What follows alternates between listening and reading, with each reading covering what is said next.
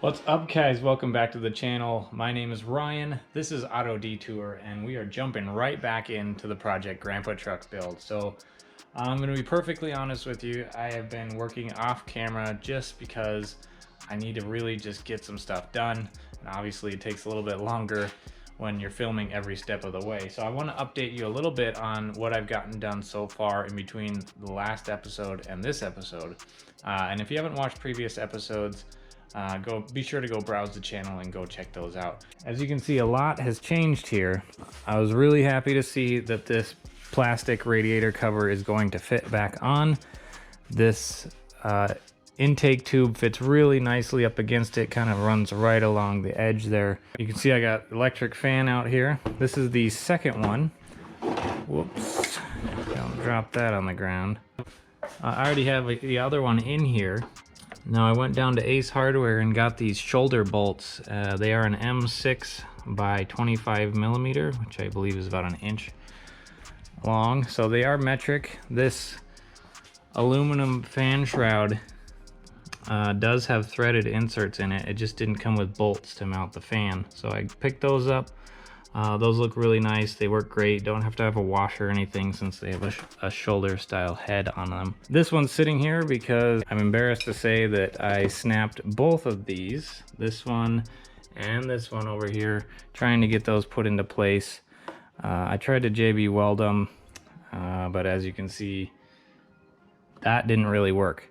So I had a few things that I needed CX Racing to send me anyway, so I just went and bought a new set of these from them as well. They're $5 from CX Racing. You get a pack of 4 of them. Not really a big deal there. About the things that I am having CX Racing send me, there's a couple of things. So you can see the little drain port here that this braided line is coming out of. It's actually like a barbed fitting, that, and I kind of just forced the rubber inner lining of that hose over the barbed fitting. That's not what's supposed to be there. There's supposed to be an AN fitting. That's why I have the I showed those AN fittings that are supposed to go on this line. It's supposed to have an AN 10, a 10 AN I believe, up here, and where it goes into the oil pan down below. So they're sending me the correct piece that goes on the bottom of the turbo there.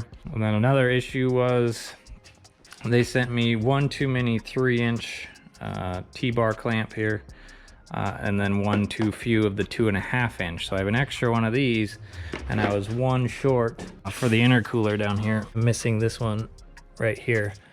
But that intercooler piping looks super cool down below here. I still don't have the bracket bent for the top side of the intercooler. That one's sitting over there. I do have it all marked up where I need it to bend and miss the holes here so I can still mount these guys for the grill. Got to make sure it misses those so I can still get the grill mounted. So what we're going to be working on today is I need to get the MAF sensor mounted here and the air filter. And just looking at this, it looks like this air filter is going to be over here into the brake booster, which seems like it's going to be a problem. Because as you can see, we have just a straight piece that reduces from a 4-inch down to a 3.5.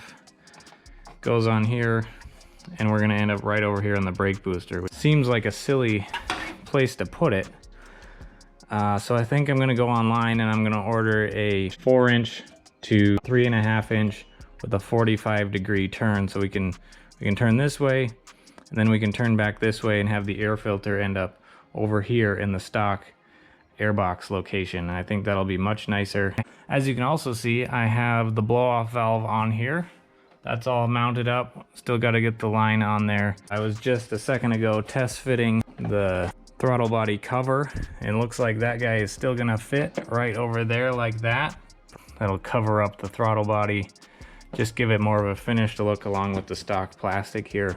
Really excited that all the kind of the stock plastic, I think it just gives it a more professional finished look, in my opinion. After we get this mounted, I would like to crawl underneath, and we're gonna use this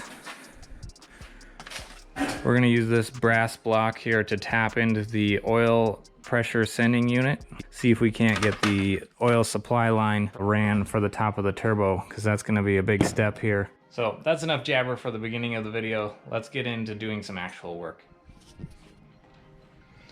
Alrighty, so we're gonna open up the stock airbox here because we need to rob the MAF sensor out of here.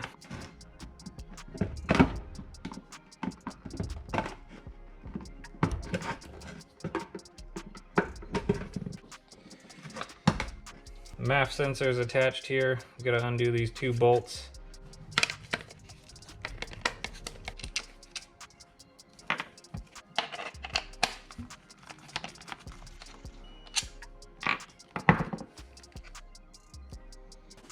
Alright, so there it is. I actually just recently cleaned the MAF sensor with this mass airflow sensor cleaner.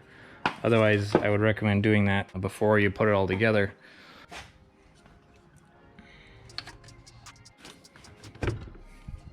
And I've already attached the aluminum adapter bracket to the air filter here. So this guy just bolts right up here, and just like I was concerned about, we're hitting the brake booster. I may be able to turn that straight down there, but that just seems like the opposite of where I want to put my air intake. I don't want to put it right down by the engine. I may be able to turn this up a little bit so it goes up over the top of the brake booster. That might be the best solution for now, instead of getting that 45 in there, just so it sits right up above that. So let's give that a try, see how that looks.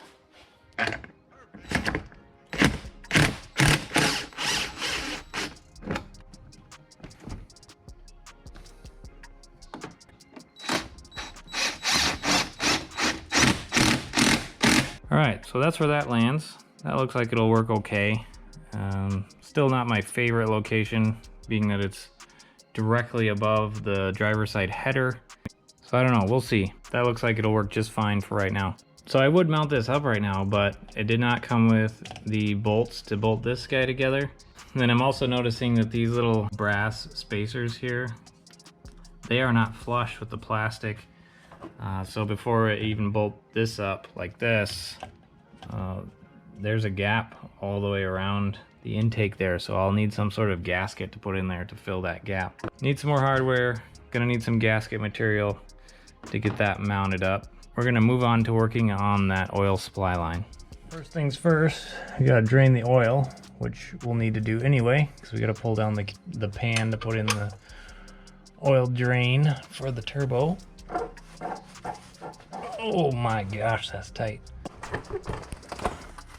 Holy cow, I don't think I'm strong enough to change the oil on this thing. Somebody really put that thing in there tight. Oh, there it goes. Woo.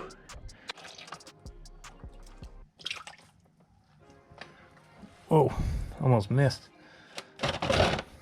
So while that's draining, I'm gonna show you where the oil sending unit's at. That's the oil sending unit there. Kind of right above the front differential here, right by the oil filter. It's basically a sensor. We'll unplug that harness and unscrew it from the back of the oil filter housing. Alright, so we finally finagled that oil pressure sending unit out of there. Sometimes half the battle is just figuring out how these connectors disconnect. And as you can see, the threads on the sending unit are definitely different than the threads on this brass connector they sent me. So we're gonna have to get a little creative with adapters to get that guy plugged in, so that is not gonna happen tonight. But I kind of got the oil feed line mocked up on top here. Kind of got it run where I want it to run. I mostly just wanted to make sure that it was long enough to reach down there, because that would have been a whole nother problem. But it is. I ran it down there. I'll zip tie it all up nice to some of these other cables running across the top of the engine here, and then run it down to where I can plug it into that oil sending unit. So a few things that I still need to work out here with this aftermarket intake. I have no place for this guy to run here. Probably just a filter, put a breather filter on there. And same goes for this one here, coming up out of the top of the valve cover here. And the last thing I want to talk about real quickly is I'm gonna have to pull all this back out again because I want you guys to look at something here. So yeah, you heard that right. Turbo's gonna have to come off, downpipe's gonna have to come off, wastegate's gonna come off again. The reason being is we have things like this. This AC line is right up against this up pipe here, and the wiring harness back here, we have all these wires. These are all the main wires for the truck, and I'm really concerned about a bunch of heat on them. You know, I can run ones like this up over the top of this bracket. I even think I can get this big connector up on the top side of this bracket, but still it is very close to all these wires and vacuum lines. And obviously if I melt any of those, that's gonna be a big problem. So what I'm gonna do is, on top of the ceramic coating, I'm also gonna do exhaust header wrap on it, which will look a lot like Eric's downpipe on his Ram. And I'm also gonna wrap this one here so that I can not only protect it from the AC line, but also, if you can see down in there, the trans dipstick is, I mean, just millimeters away from that up pipe. So if I can save the dipstick and I can save these AC lines, a roll of exhaust wrap for 15 bucks off Amazon or something is gonna save me a big headache in the long run. So I'm not gonna do that tonight. That's a lot of stuff to pull apart. That's gonna be in another video.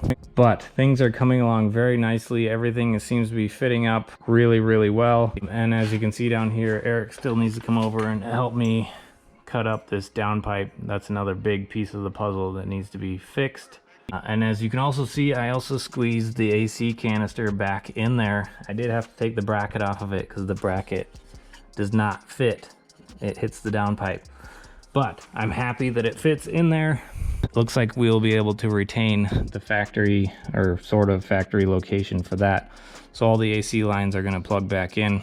So obviously we don't want to run without AC. That would be really, really crappy in Minnesota summers, being hot and humid.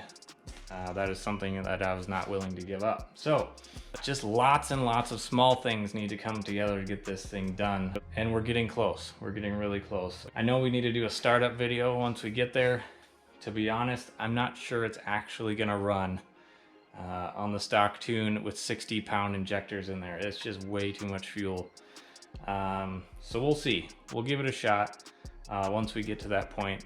I gotta talk to the tuner about that a little bit. Maybe he has kind of a rough tune he can send to me and we can get it put on here somehow. I don't know. I don't know the details on that part yet. I've never done anything this extensive as far as a turbo build on a truck, so kind of flying by the seat of my pants a little bit here. So I hope you guys are enjoying these videos. And if you did notice, I did get new Auto Detour hat. Those ones are in the works, so if you guys are interested, stay tuned for those. I'm gonna be doing a limited run of this black and gray first. You guys voted on Instagram, so if you don't follow me on Instagram, be sure to go do that. It is at Auto Detour. Everything's looking really, really great. There's a lot of hardware under the hood now, and we're getting much, much closer. So it's getting really exciting. Really wanting to get this thing wrapped up this summer so we can do some driving. So thank you guys so much for watching. If you have any questions or comments about the Grandpa truck build, be sure to leave them down below. But as always, thanks for coming and hanging out in the garage with me tonight. Like, comment, and subscribe if you haven't already. Thank you guys so much for watching, and I'll talk to you next time.